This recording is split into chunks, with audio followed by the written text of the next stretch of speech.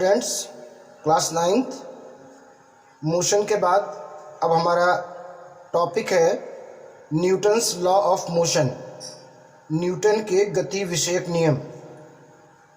Law of motion बताने के पहले आपको इनर्शिया जड़त्व के बारे में जानना होगा।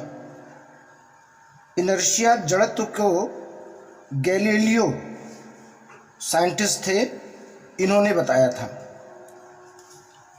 और एक तरीके से जो न्यूटन्स के लॉ है मोशन के, वो इनर्शिया का ही फॉर्म है। इनर्शिया जड़त्व होता क्या है? प्रॉपर्टी ऑफ ऑब्जेक्ट, किसी वस्तु का वह गुण, property of object that resist the change in state of motion और रेस्ट इज कॉल्ड इनर्शिया। किसी वस्तु का वह गुण जो उसके गति की अवस्था अथवा रुकी हुई अवस्था में परिवर्तन का विरोध करता है, इनर्शिया कहलाता है। अभी आप समझिए, लिखने के लिए हम नोट्स आपको दे देंगे। इनर्शिया का मतलब ये है, अगर कोई ऑब्जेक्ट रेस्ट पोजीशन में है और अगर आप उसको चलाना चाहें, यानी कि मोशन में लाएं, गति में लाएं, तो वो अपोज करेगा चलने के लिए, नहीं चलना चाहेगा। अगर इसी तरह कोई ऑब्जेक्ट मोशन में है, गतिमान है, तो वो रेस्ट में आना नहीं चाहेगा, विराम में आना नहीं चाहेगा। मतलब कि property of object that oppose the change in state of motion or its rest motion, this property called inertia। किसी वस्तु का वह गुण जो उसकी अवस्था में परिवर्तन का विरोध करता है, उसे हम इनर्शिया या जड़त्व कहते हैं। देखिए, कॉमन सेंस की बात है, एक फुटबॉल रखी है, जब तक आप किक नहीं मारेंगे वो नहीं चलेगी। क्यों? क्योंकि इनर्शिया जड़त्व बता रहा है कि वो रेस्ट पोजीशन में है, रुकी ही रहना चाहती है। Is it clear? तो ये जो इनर्शिया था, इसी को न्यूटन्स लॉ ऑफ मोशन के फॉर्म में अब आपको समझना है। तो इनर्शिया क्लियर हो गया ना? जो रुका है वो रुका रहना चाहता है, जो चल रहा है वो चलता रहना चाहता है। ठीक, खुद ना वो चलेगा, खुद ना वो रुकेगा। उसको रोकने या चलने के लिए आपको कुछ ना कुछ करना पड़ेगा। तो हम लोग फर्स्ट लॉ ऑफ मोशन पढ़ रहे हैं। फर्स्ट लॉ में यह कहा गया, any object remain in the state of rest और motion until it is compelled to change the state by a external force। मतलब अगर वस्तु रुकी हुई है, मतलब रेस्ट में, विराम में है, या फिर मोशन यानी कि गति में है, तो वो तब तक अपनी अवस्था नहीं बदलेगी जब तक आप उस पर कोई एक्सटर्नल फोर्स ना लगाएं, बाह्य बल ना लगाएं। ये फर्स्ट लॉ है। एक तरीके से इनर्शिया को कहा गया कि रुका है तो रुका ही रहना चाहता है, चल रहा है तो चलना ही चाहता है। उसको उसकी अवस्था बदलने के लिए आपको फोर्स अप्लाई करना पड़ेगा। अगर कोई चीज़ रुकी है तो आप जब फोर्स अप्लाई करोगे तो वो रेस्ट से मोशन में आएगा, अपने आप वो नहीं चलेगा, आपको एक्सटर्नल फोर्स अप्लाई करना है। अगर कोई चीज़ चल रही है और आपको उसे रोकना है, रेस्ट में लाना है, विराम में लाना है, तो क्या करना पड़ेगा? उसके लिए भी आपको एक्सटर्नल फोर्स, बाह्य बल लगाना पड़ेगा। भाई, साइकिल चलाते हो, बिना ब्रेक के तो साइकिल रुकेगी नहीं, वो चल रही है। जब आप ब्रेक लगाएंगे तभी तो रेस्ट विराम में आएगी। या साइकिल खड़ी है तो जब तक आप पैडल नहीं मारेंगे अपने आप तो चल नहीं जाएगी वो। पैडल मारना मतलब बाह्य बल लगाना, ब्रेक का मतलब एक्सटर्नल फोर्स। तो सिंपल सा फिनोमिना क्या है, जो रेस्ट में है वो रेस्ट में रहना चाहता है। अगर आपको उसे मोशन में लाना है तो एक्सटर्नल फोर्स लगाइए, अगर वो मोशन में है और आपको रेस्ट में लाना है, विराम में लाना है, रोकना है, तो वाइबल एक्सटर्नल फोर्स लगाइए। That is the first law of Newton.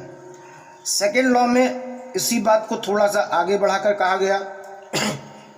देखिए, अब ये जो हम एक्सटर्नल फोर्स की बात अभी हमने फर्स्ट लॉ में समझी है, इस एक्सटर्नल फोर्स को सेकेंड लॉ में एक्सप्लेन किया जाएगा कि आखिर चेंज इन स्टेट, अवस्था बदलने के लिए, रेस्ट से मोशन या मोशन से रेस्ट, विराम से गति या गति से विराम करने के लिए जो आप एक्सटर्नल फोर्स वाई बल लगा रहे हैं वो कितना होगा। भाई आपको साइकिल रोकना है, एक्सटर्नल फोर्स लगाना होगा। आपको ट्रेन रोकना है, तो क्या जितने फोर्स से आप साइकिल को रोक लेंगे उतने फोर्स से आप ट्रेन को रोक पाएंगे? नहीं रोक पाएंगे ना। तो सेकेंड लॉ में बताया गया है फोर्स अप्लाइड ऑन ऑब्जेक्ट, किसी वस्तु पर जो बल लग रहा है वो उसके मॉस के प्रोपोर्शनल होता है। लगाया गया बल वस्तु के द्रव्यमान के अनुक्रमानुपाती प्रोपोर्शनल होता है। मतलब m ज़्यादा है, द्रव्यमान ज़्यादा है, मॉस ज़्यादा है तो फोर्स भी ज़्यादा लगेगा, मॉस कम है तो फोर्स भी कम लगेगा। फिर यही चीज़ रिलेशन होती है एक्सेलरेशन में, त्वरण में। त्वरण आपको हम पढ़ा चुके हैं। Rate change in velocity called acceleration, वेग परिवर्तन की दर को त्वरण कहते हैं, हम पढ़ा चुके हैं। इसी तरीके से मास के अलावा इस बात पे भी डिपेंड करता है कि उसके अंदर कितना एक्सेलरेशन है। धीमी धीमी साइकिल चल रही हो तो धीमे से ब्रेक से रोक लोगे, बहुत तेज चला रहे होगे तो पूरा चाप के ब्रेक लगाना पड़ेगा तुम्हें। तो सीधी सी बात है कि ये जो फोर्स अप्लाई कर रहे हो वो एक्सेलरेशन त्वरण पे भी डिपेंड करता है। यानी F is proportional to mass and acceleration, द्रव्यमान और त्वरण के गुणनफल के अनुक्रमानुपाती होता है। फॉर मैथमेटिकल न्यूमेरिकल के लिए आप उसको कह सकते हैं F is equal to ma। ये फोर्स का फार्मूला है। फोर्स का मात्रक आपका होता है kg metre per second square, जिसे प्यार से न्यूटन भी कहा जाता है, न्यूटन के सम्मान में। ठीक है, कभी वाइवा होगा तो एग्जामिनर आपसे पूछेगा what is the unit of force, आप कहेंगे सर न्यूटन, वो कहेगा I am asking for unit not name of scientist. तब आपको वो कहना चाह रहा है कि MKS सिस्टम में यानी kg metre per second square जो इसकी रियल इसका यूनिट है उसमें बताइए।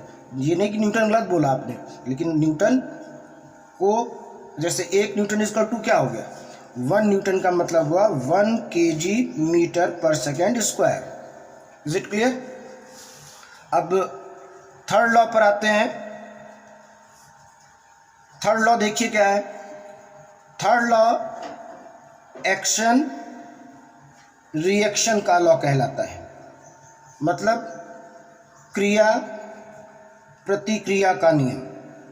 इसमें सिंपल सी चीज कही गई है, there is an equal and opposite reaction of all action.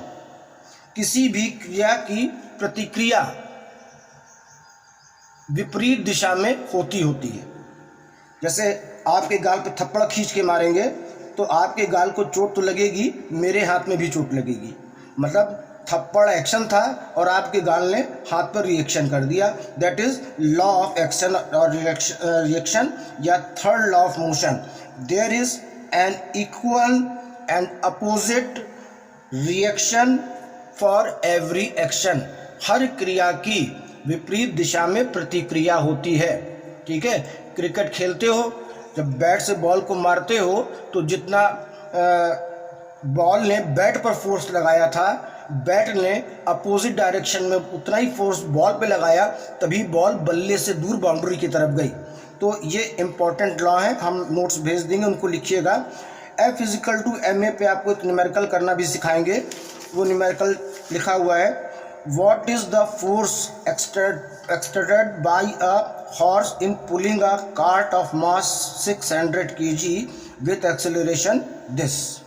मतलब कि एक घोड़े द्वारा गाड़ी को खींचने में कितना बल लगाना पड़ेगा यदि गाड़ी का द्रव्यमान 600 केजी और उसमें उत्पन्न त्वरण 1.2 मीटर पर सेकेंड स्क्वायर है। हिंदी मीडियम वाले हिंदी में बोला लिख लेना, ठीक है।